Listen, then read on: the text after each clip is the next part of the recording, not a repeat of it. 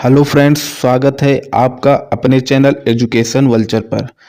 दोस्तों, हम Uttar Pradesh special GK की इस सीरीज के माध्यम से उत्तर प्रदेश के आगामी प्रतियोगी परीक्षाओं के लिए उत्तर प्रदेश स्पेशल जीके पढ़ रहे हैं, जिसके माध्यम से हम लोगों ने 2 लेक्चर कंप्लीट कर लिए हैं। और इसमें पहला लेक्चर उत्तर प्रदेश एक परिचय और दूसरा जो लेक्चर था उसमें हम लोगों ने उत्तर प्रदेश के ऐतिहासिक परिस्थिति की चर्चा की थी। आज इस लेक्चर में हम लोग उत्तर प्रदेश के प्रमुख ऐतिहासिक एवं धार्मिक स्थल और कुछ शहरों की चर्चा करेंगे, जो कहीं ना कहीं धार्मिक और ऐतिहासिक दृष्टिकोण से बहुत ही महत्वपूर्ण शहर साबित होंगे। तो शुरू करते हैं आज का सेशन।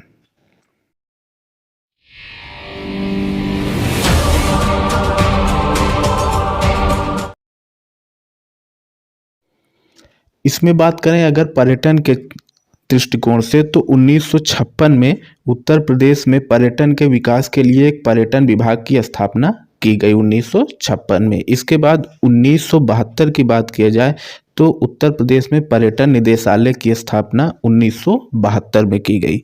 1974 में उत्तर प्रदेश पर्यटन निगम पर्यटन विकास निगम की स्थापना 1974 में की गई। और पर्यटन के क्षेत्र को बढ़ावा देने के लिए तथा उसमें शिक्षण और प्रशिक्षण देने के लिए माननीय काशीराम पर्यटन प्रबंध संस्थान, जो कि चिन्हट लखनऊ में स्थापित किया गया। यह बहुत ही इम्पोर्टेंट है। इसमें 1974 पर्यटन विकास निगम की स्थापना और माननीय काशीराम पर्यटन प्रबंध संस्थान, जो कि चिन्हट लखनऊ में स्थित है।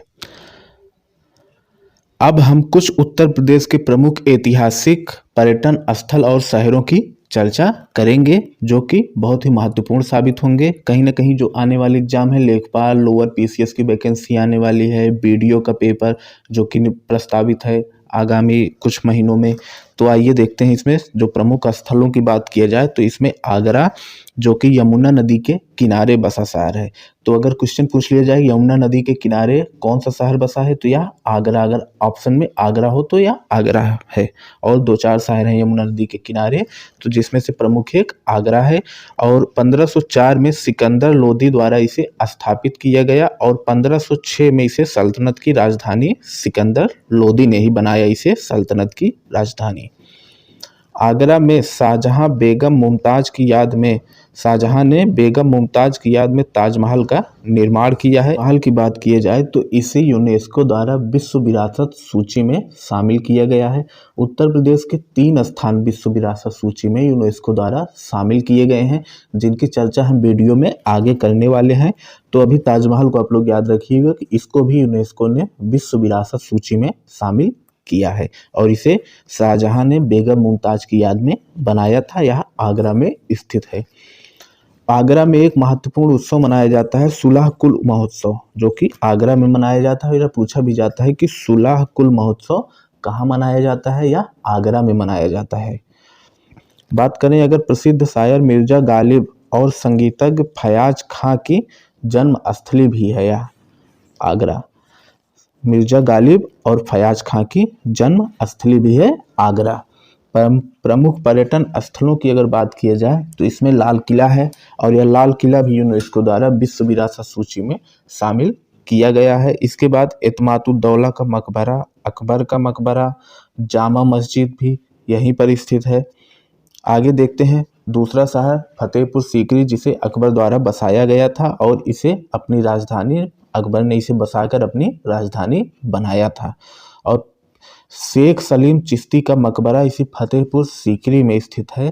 अगर शेख सलीम चिश्ती की बात करें तो यह अकबर के सबसे प्रिय संतों में से एक थे, शेख सलीम चिश्ती। तो यह क्वेश्चन पूछा जा सकता है कि अकबर के प्रिय संत कौन थे, तो वो सही आंसर होगा शेख सलीम चिश्ती।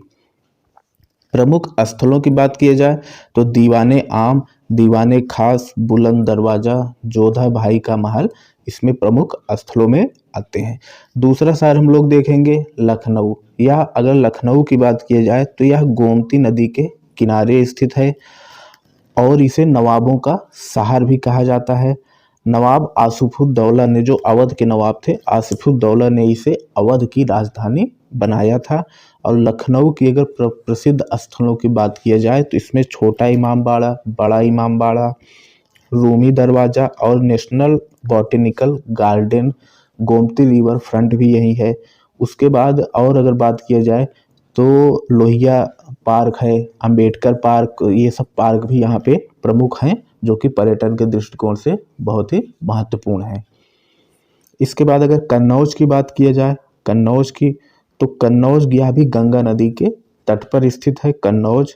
और कन्नौज के लिए हमने इसके पहले वीडियो में बताया था कि जो 3 वंश के शासक थे, पाल, प्रतिहार और राष्ट्रकूट के बीच में एक लंबा संघर्ष चला जिसमें अंततः प्रतिहार विजयी हुए।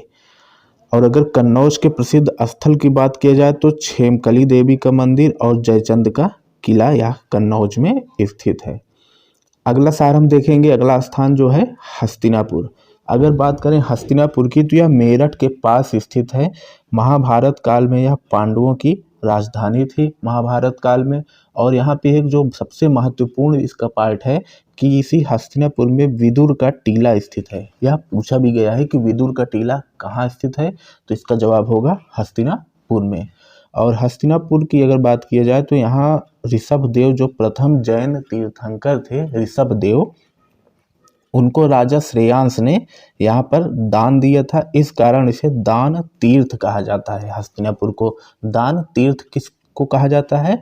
हस्तिनापुर को कहा जाता है। और क्यों कहा जाता है? क्योंकि जो जैन धर्म के प्रथम तीर्थंकर ऋषभदेव को राजा श्रेयांश ने यहाँ पर दान दिया था। दोस्तों, हो सकता है यह वीडियो थोड़ा सा लंबा हो जाए क्योंकि इस वीडियो में हम लोगों ने एमसीक्यू पार्ट को भी कवर किया है। और इसके माध्यम से एमसीक्यू जब आप सॉल्व करेंगे तो आपका कहीं ना कहीं पूरा टॉपिक उसी के साथ रिवीजन होगा और आपका कॉन्फिडेंस भी अच्छा रहेगा। इस वजह से यह वीडियो थोड़ा सा लंबा हो सकता है 25 मिनट के आसपास यह वीडियो रहे। लेकिन आप लोग देखिएगा पूरा ज़रूर, क्योंकि यह वीडियो बहुत ही महत्वपूर्ण है। बहुत ही महत्वपूर्ण स्थलों को शामिल किया गया है जो विभिन्न परीक्षाओं में कहीं ना कहीं कई बार पूछे जा चुके हैं और कई आयोगों के द्वारा पूछे जा चुके हैं सारे प्रश्न। और ये सब प्रश्न इसी में प्रीवियस ईयर प्रश्नों को भी शामिल किया गया है। और इतना अच्छा कंटेंट शायद यूट्यूब पे आपको और कहीं भी देखने को मिले। तो लगभग यूट्यूब चैनल वही एमसीक्यू सॉल्व करा के अपना पल्ला झाड़ लेते हैं, लेकिन इतना अच्छा कंटेंट आपको शायद ही कहीं और मिले। तो अगला जो शहर है उसकी बात करें तो वह झांसी है। झांसी कहीं ना कहीं जो मध्यकाल के अंत में और आधुनिक काल के प्रारंभ में एक स्वतंत्र राज्य के रूप में झांसी उद्भव हुआ। और इसके शासक गंगाधर राव की पत्नी थी रानी लक्ष्मीबाई, जो कि 1857 के क्रांति में बहुत ही मजबूती के साथ लड़ी और 18 जून 1858 को अंग्रेजों से लड़ते हुए ग्वालियर में झांसी की रानी वीरगति को प्राप्त हुई। अगला शहर की बात की जाए तो अगला शहर होगा जौनपुर। जौनपुर भी गोमती नदी के किनारे स्थित है और गोमती नदी के किनारे लखनऊ भी स्थित था। तो लखनऊ और जौनपुर गोमती नदी के किनारे स्थित शहर हो गए हैं और इसे सिराजे हिंद भी कहा जाता है। जौनपुर की स्थापना की बात करें तो इसे 1359 में फिरोज शाह तुगलक द्वारा स्थापित किया गया था, जो कि मोहम्मद बिन तुगलक की याद में। मोहम्मद बिन तुगलक का एक और नाम था जौना खां, तो जौना खां के नाम से इसका नाम जौनपुर पड़ा। अगले शहर की बात किया जाए तो यह शहर है चुनार, जो कि मिर्जापुर में स्थित है और यह भी गंगा नदी के किनारे स्थित एक क्षेत्र है। और यह इसलिए बहुत महत्वपूर्ण है क्योंकि यहाँ भर्तृहरि का मंदिर है और इसे विक्रमादित्य द्वारा बनवाया गया था। भर्तृहरि का मंदिर किसके द्वारा बनाया गया था? तो यह आंसर होगा इसका विक्रमादित्य द्वारा। कहाँ पे? चुनार, मिर्जापुर में।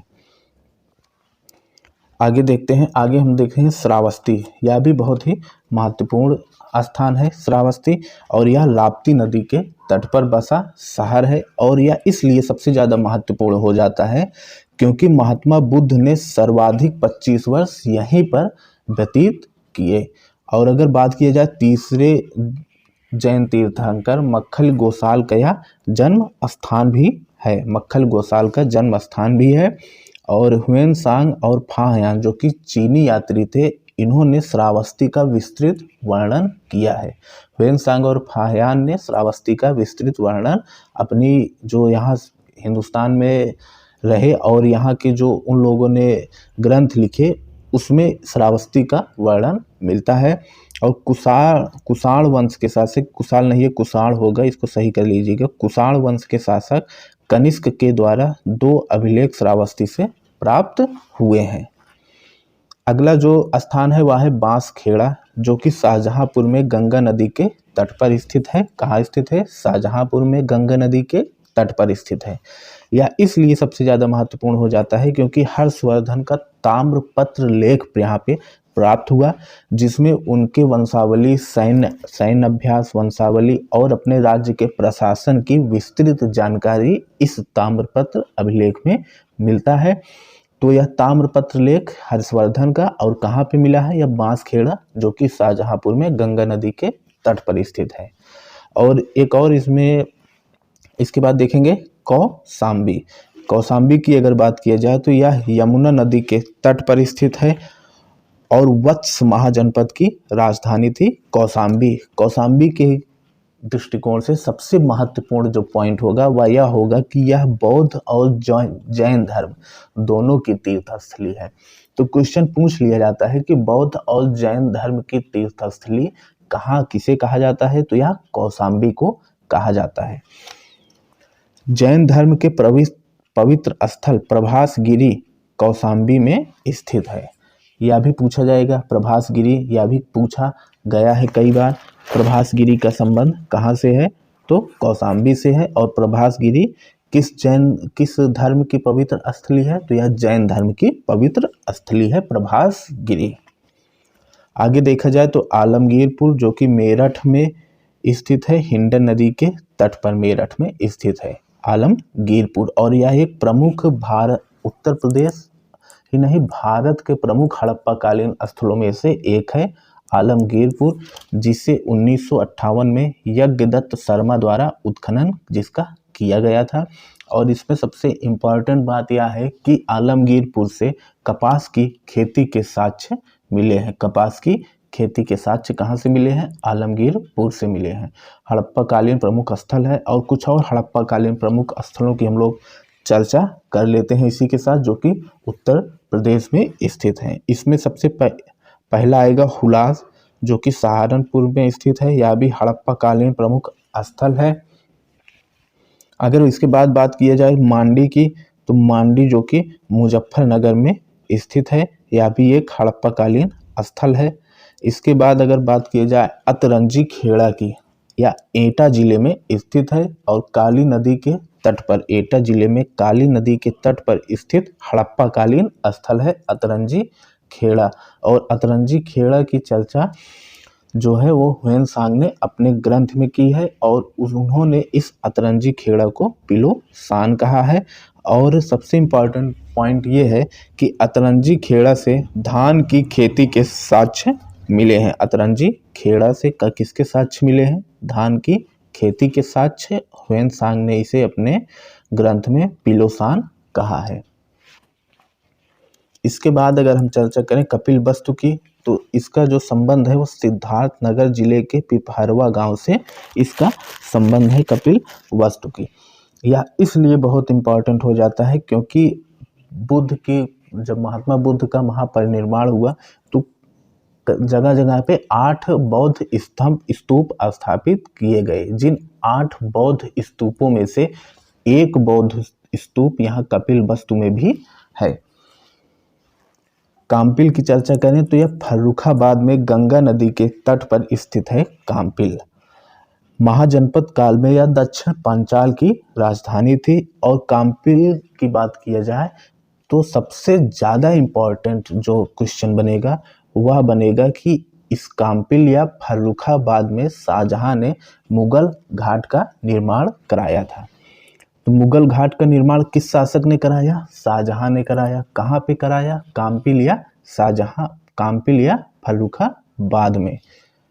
इसके बाद देखेंगे तो यहाँ पर एक प्राचीन किला द्रुपद कोट, जिसे द्रुपद कोट कहा जाता है, यह राजा द्रुपद का किला भी कहा जाता है। तो यह राजा, प्राचीन काल में एक राजा द्रुपद थे, उनके किले का अवशेष यहाँ से मिला है काम्पिल से, जिसे द्रुपद कोट या राजा द्रुपद का किला कहा जाता है। बात करें अगर कुशीनगर में, तो कुशीनगर जो कि देवरिया जिले में है, देवरिया जिले में कसिया नामक स्थान से, या कछिया नहीं, ये कसिया नामक स्थान से यह कुशीनगर में, और इसकी अगर बात करें तो यह मल्ल महाजनपद की राजधानी थी। 483 ईसा पूर्व में बुद्ध ने यहाँ पर कुशीनगर में ही अंतिम सांस ली, अर्थात जिसे बौद्ध ग्रंथों में महापरिनिर्वाण कहा जाता है। तो इसको हम लोग आगे भी डिस्कस कर चुके हैं इसके पहले वाले वीडियो में भी, तो यह रिवीजन जान लीजिए, एक तरह से रिवीजन हो रहा है। और कुशीनगर से एक और महत्वपूर्ण पॉइंट है, जो कि जापान की मदद से कुशीनगर में अंतर्राष्ट्रीय बौद्ध स्थल बनाने के लिए केंद्र सरकार ने जापान की मदद से एक मैत्रेय परियोजना चलाया है, जिसके मदद से कुशीनगर को अंतर्राष्ट्रीय बौद्ध स्थल बनाया जाएगा और इसे पर्यटन की दृष्टि से इसका बहुत ही अच्छा विकास किया जाएगा। आगे अगर बात करें वाराणसी की, तो यह काशी महाजनपद की राजधानी थी वाराणसी, और यह जैन तीर्थंकर पार्श्वनाथ की जन्म स्थली भी है। जैन तीर्थंकर पार्श्वनाथ की जन्म स्थली भी वाराणसी है। काशी विश्वनाथ मंदिर, भारत माता मंदिर, काशी विद्यापीठ, बनारस हिंदू विश्वविद्यालय आदि प्रमुख स्थान वाराणसी में है। और यहाँ पे वाराणसी की अगर बात किया जाए तो काशी विश्वनाथ मंदिर जो है वाराणसी का, यह जो 12 ज्योतिर्लिंग है, उन 12 ज्योतिर्लिंगों में से एक काशी विश्वनाथ भी है, जिसे कि जो वहाँ के ग्वालियर के शासक राणोजी सिंधिया द्वारा इसे बनाया गया था, काशी विश्वनाथ मंदिर को। अयोध्या की बात किया जाए तो यह सरयू नदी के तट पर स्थित है अयोध्या। भगवान श्री राम की जन्म स्थली। शुंग वंशी शासक जो थे वह पुष्यमित्र शुंग ने अयोध्या में 2 अश्वमेध यज्ञ का वर्णन मिलता है। इनके जो अभिलेख यहाँ से प्राप्त हुए हैं, अयोध्या में इन्होंने 2 अश्वमेध यज्ञ कराया था, इसका वर्णन मिलता है पुष्यमित्र शुंग द्वारा। अगर बात किया जाए प्रयागराज की, तो यह गंगा यमुना के संगम पर स्थित है प्रयागराज, और इसे हिंदू धर्म ग्रंथों में इसे तीर्थ राज कहा जाता है। आगे बात किया जाए तो अकबर ने इसका पुनर्स्थापना करके इसका नाम इलाहाबाद किया था। वर्ष 2018 में तत्कालीन सरकार द्वारा इसका नाम वापस से प्रयागराज कर दिया गया। मथुरा की बात किया जाए तो यह श्री कृष्ण की जन्म स्थली से इसका संबंध है। इसके बाद बरसाना की बात किया जाए तो यह श्री कृष्ण की आराध्या एक राधा का जन्म स्थान है, और लठमार होली के लिए प्रसिद्ध है बरसाना। देवगढ़ की बात किया जाए तो यह ललितपुर जिले में स्थित है देवगढ़, और यह एक मंदिर के लिए प्रसिद्ध है, जो कि भगवान विष्णु के दशावतार मंदिर कहा जाता है, और यह इसके लिए प्रसिद्ध है। दशावतार मंदिर का संबंध देवगढ़ ललितपुर से है। और इसमें एक दुर्ग के घेरे में 31 जैन मंदिर के अवशेष प्राप्त हुए हैं देवगढ़ से। सारनाथ की बात की जाए तो यह वाराणसी से 12 किलोमीटर दूर स्थित है सारनाथ। ज्ञान प्राप्ति के बाद महात्मा बुद्ध ने सर्वप्रथम उपदेश यही सारनाथ में ही दिया था, जिसे बौद्ध साहित्य में धर्मचक्र प्रवर्तन के नाम से जाना जाता है। इसके बाद बात किया जाए नैमिषारण्य की, तो यह सीतापुर जिले में स्थित है, जिसे 88,000 ऋषियों की तपोभूमि कहा जाता है, और यह 30,000 तीर्थों का स्थान भी नैमिषारण्य को कहा जाता है। 30,000 तीर्थों का स्थान। यहीं पर अगर बात किया जाए तो महर्षि दधीच ने हिंदू धर्म ग्रंथों के अनुसार ऋषि दधीच ने देवताओं को यहीं पर अस्थि दान दिया था, और आप लोगों को याद होगा कि जो इंद्र का वज्र था वह इन्हीं दधीच के हड्डियों से बनाया गया था वज्र। यूनेस्को में शामिल उत्तर प्रदेश के प्रमुख स्थलों की अगर बात किया जाए तो इसमें आगरा का किला प्रमुख है। इसमें कुल 3 स्थल हैं, जिसमें से आगरा का किला जो कि 1983 में शामिल हुआ था, फतेहपुर सीकरी वो भी 1983 में शामिल हुआ था, और बात किया जाए ताजमहल की तो यह भी 1983 में शामिल हुआ था। प्रमुख अगर संग्रहालय की बात किया जाए उत्तर प्रदेश की, तो इसमें मोतीलाल नेहरू बाल संग्रहालय जो कि लखनऊ में स्थित है। लोक कला संग्रहालय यह भी लखनऊ में स्थित है। इसके बाद बात किया जाए राजकीय पुरातत्व संग्रहालय जो कि कन्नौज में स्थित है। कहाँ पे? कन्नौज में राजकीय पुरातत्व संग्रहालय कन्नौज में स्थित है। इसके बाद राजकीय बौद्ध संग्रहालय जो कि कुशीनगर, गोरखपुर और पिपराहवा सिद्धार्थनगर 3 स्थानों पर राजकीय बौद्ध संग्रहालय स्थापित है। तो कुशीनगर, गोरखपुर, पिपरवा राजकीय बौद्ध संग्रहालय की बात की जाए तो ये 3 में से कोई एक ना एक ऑप्शन आपके एग्जाम में रहेंगे। तो आप इन तीनों में से स्थान में से कोई एक ऑप्शन जो रहेगा उसको आप चूज कर सकते हैं। कुशीनगर, गोरखपुर, पिपराहवा जो कि राजकीय बौद्ध संग्रहालय। इसके बाद बात किया जाए तो राजकीय जैन संग्रहालय जो कि मथुरा में स्थित है। स्वतंत्रता संग्राम संग्रहालय जो कि मेरठ में स्थित है और मेरठ से ही 1857 का विद्रोह प्रारंभ हुआ था। बात की जाए डॉक्टर भीमराव अंबेडकर संग्रहालय एवं पुस्तकालय जो कि रामपुर में स्थित है। इसके बाद अंतर्राष्ट्रीय राम कथा संग्रहालय एवं आर्ट गैलरी जो कि अयोध्या में स्थित है। एक बार और इसका रिवीजन कर लेते हैं कि मोतीलाल नेहरू बाल संग्रहालय जो कि लखनऊ में स्थित है। इसके बाद लोक कला संग्रहालय यह भी लखनऊ में। बात की जाए राष्ट्रीय पुरातत्व संग्रहालय कन्नौज में। राजकीय बौद्ध संग्रहालय कुशीनगर, गोरखपुर, पिपराहवा सिद्धार्थनगर में। राजकीय जैन संग्रहालय जो कि मथुरा में स्थित है। स्वतंत्रता संग्राम संग्रहालय जो कि मेरठ में स्थित है। डॉक्टर भीमराव अंबेडकर संग्रहालय एवं पुस्तकालय जो कि रामपुर में स्थित है। इसके बाद अंतर्राष्ट्रीय राम कथा संग्रहालय एवं आर्ट गैलरी जो कि अयोध्या में स्थित है। इसके बाद देख लेते हैं उत्तर प्रदेश के कुछ नगर जिनको उनके उपनाम से भी जाना जाता है। तो इसमें अगर बात किया जाए प्रयागराज को तीर्थराज के नाम से जाना जाता है। मलिहाबाद जो कि लखनऊ में स्थित एक नगर है जिसे आमों का नगर कहा जाता है। मलिहाबाद को लखनऊ को नवाबों का शहर कहा जाता है। बात करें अगर प्रतापगढ़ की तो प्रतापगढ़ को आंवला नगरी के नाम से जाना जाता है। कानपुर को भारत का मैनचेस्टर कहा जाता है। कानपुर को भारत का मैनचेस्टर कहा जाता है। इसके बाद कन्नौज की बात की जाए तो इसे इत्र नगर के नाम से जाना जाता है। फिरोजाबाद को चूड़ी नगर के नाम से जाना जाता है और फिरोजाबाद को कांच नगरी भी कहते हैं। मुरादाबाद को पीतल नगरी के नाम से जाना जाता है। इसके बाद बात करें जौनपुर की तो जौनपुर को सिराजे हिंद के नाम से जाना जाता है। तो प्रयागराज को तीर्थराज, मलिहाबाद को आमों का नगर, लखनऊ को नवाबों का शहर, प्रतापगढ़ को आंवला नगरी, कानपुर भारत का मैनचेस्टर नाम से जाना जाता है, कन्नौज को इत्र नगर नाम से जाना जाता है, फिरोजाबाद को बात की जाए चूड़ी नगर या कांच नगरी के नाम से जाना जाता है, मुरादाबाद को पीतल नगरी के नाम से जाना जाता है और जौनपुर को सिराजे हिंद के नाम से जाना जाता है। बात करें उत्तर प्रदेश पर्यटन नीति 2018 की जो 2018 में पेश हुआ और 2023 तक यह मान्य रहेगा। तो इसका जो प्रमुख उद्देश्य है पर्यटन नीति 2018 का उत्तर प्रदेश के पर्यटन स्थलों का विकास करना और पर्यटन के क्षेत्र में रोजगार के अवसर को बढ़ाना और लगभग 5 लाख नए रोजगार के अवसर पर्यटन के क्षेत्र में सृजन करना और 10,000 जो पर्यटन सेवा प्रदाताओं को प्रशिक्षित करना और इन्हें अनुदान देना भी इसका प्रमुख लक्ष्य है।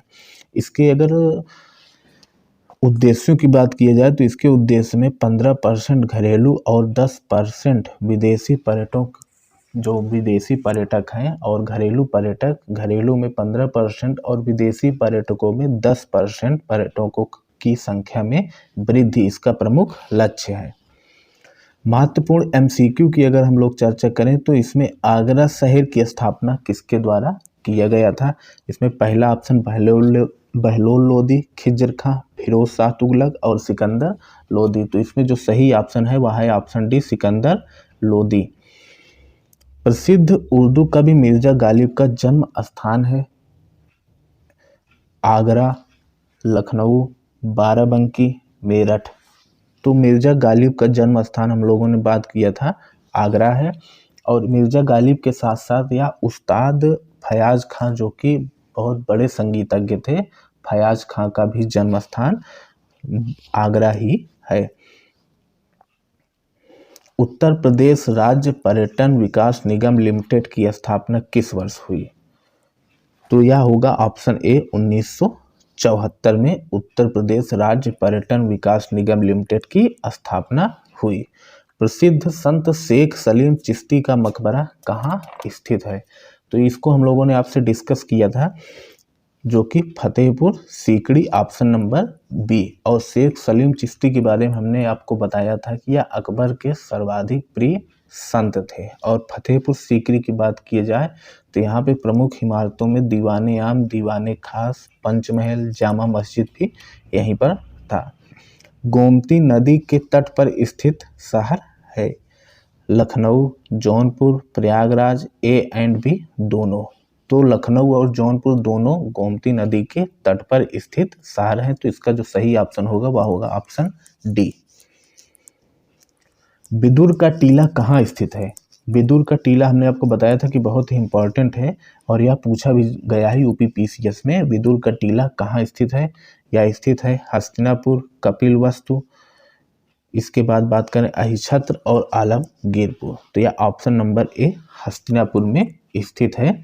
और बात करें कपिलवस्तु की, तो कपिलवस्तु में बौद्ध के जो 8 स्तूप बने थे उसमें से एक स्तूप कपिलवस्तु में स्थित है। यह आलमगीरपुर की बात करें तो यह हड़प्पा कालीन स्थल है जो कि मेरठ में स्थित है। मेरठ में कहाँ, किस नदी के किनारे? तो हिंडन नदी के किनारे स्थित है। अहिछत्र की बात की जाए तो यह उत्तरी पांचाल की राजधानी थी अहिछत्र। जैन धर्म का प्रमुख तीर्थस्थल प्रभासगिरी कहाँ स्थित है? तो हमने आपको बताया था कि कौशाम्बी जो है वह जैन धर्म और बौद्ध धर्म दोनों की तीर्थ स्थली के रूप में प्रसिद्ध है कौशाम्बी। और कौशाम्बी में ही जो ऑप्शन नंबर सी है यह है, कौशाम्बी में ही प्रभासगिरी स्थित है, यह जो कि जैन धर्म का प्रमुख स्थल है। जौनपुर शहर की स्थापना किसके द्वारा किया गया था? तो यह मोहम्मद बिन तुगलक, इब्राहिम सरकी, फिरोज शाह तुगलक और सिकंदर लोदी। तो इसमें option number C Firoz Shah Tughlaq जो थे इन्होंने जौनपुर शहर की स्थापना की थी। और किसके याद में की थी? तो मोहम्मद बिन तुगलक के याद में की थी। इनका एक और नाम था जौना खां, इसी के नाम पर जौनपुर शहर की स्थापना की गई। और जौनपुर को पूर्व का मोती या सिराजे हिंद भी कहा जाता है। फर्रुखाबाद में गंगा नदी के किनारे स्थित मुगल घाट का निर्माण किस शासक द्वारा कराया गया था? तो हमने इसको आपको बताया था कि ये जो मुगल घाट का निर्माण है कहाँ पे? फर्रुखाबाद में। तो किस शासक द्वारा कराया गया था? तो यह जो कराया गया था सी शाहजहां द्वारा कराया गया था, शाहजहां द्वारा। लॉर्ड कॉर्नवालिस की कब्र कहाँ स्थित है? तो लॉर्ड कॉर्नवालिस की कब्र की बात की जाए तो Ghazipur, Ballia, Deoria, Gorakhpur. Option number A Ghazipur में स्थित है लॉर्ड कॉर्नवालिस की कब्र, जिसकी चर्चा हमने इसके पहले वाले वीडियो में की थी। जो दूसरा लेक्चर था उसमें हमने लॉर्ड कॉर्नवालिस की कब्र की चर्चा की थी, जो कि कहाँ स्थित है? गाजीपुर में। यूपी के किस जिले में भारत माता मंदिर स्थित है? Lucknow, Varanasi, Prayagraj, Meerut. Option number B Varanasi में भारत माता मंदिर स्थित है और वाराणसी में ही काशी विश्वनाथ मंदिर भी स्थित है। ऐतिहासिक स्वतंत्रता संग्राम संग्रहालय कहाँ स्थित है? तो बात करें अगर स्वतंत्रता संग्राम संग्रहालय की तो यह स्थित है मेरठ में। अगर हम लखनऊ की बात करें तो लखनऊ में मोतीलाल नेहरू बाल संग्रहालय और लोक कला संग्रहालय लखनऊ में स्थित था। बौद्ध संग्रहालय जो कि कुशीनगर, गोरखपुर, पिपरावा में स्थापित हुआ था। जैन संग्रहालय मथुरा में था। स्वतंत्रता संग्राम संग्रहालय मेरठ में था। और भीमराव अंबेडकर संग्रहालय जो कि रामपुर में था। इसके बाद हम देखेंगे निम्न में से कौन सुमेलित नहीं है? तो सिंगरवेरपुर बांदा में स्थित है। विंध्याचल मिर्जापुर में स्थित है। Option number C Hastinapur Meerut में स्थित है। देवा शरीफ बाराबंकी में स्थित है। इसमें देवा शरीफ जो कि बाराबंकी में स्थित है यह सही है। हस्तिनापुर जो कि मेरठ में स्थित है, यह भी सही है। विंध्याचल जो कि मिर्जापुर में स्थित है, यह भी सही है। तो इसमें जो ऑप्शन नंबर ए है श्रृंगवेरपुर जो कि बांदा में स्थित है, यह गलत ऑप्शन है। यह बांदा में ना स्थित होकर प्रयागराज में स्थित है, प्रयागराज में स्थित है श्रृंगवेरपुर। तो आशा करता हूँ कि आपको यह सेशन बहुत ही पसंद आया होगा। दोस्तों यह सेशन बहुत ही अच्छा इसमें कंटेंट का यूज किया जा रहा है और इसमें प्रीवियस ईयर क्वेश्चनों को भी शामिल किया जा रहा है। तो यह सेशन आपको कैसा लगा इस नीचे कमेंट बॉक्स में ज़रूर बताइएगा, और सेशन अच्छा लगा हो तो चैनल को सब्सक्राइब करिए, लाइक करिए और अपने दोस्तों या स्टडी रिलेटेड जो ग्रुप हों उनमें इस चैनल को शेयर करिए, क्योंकि आप लोग ही हमारे प्रमोटर हैं। धन्यवाद। जय हिंद, जय भारत।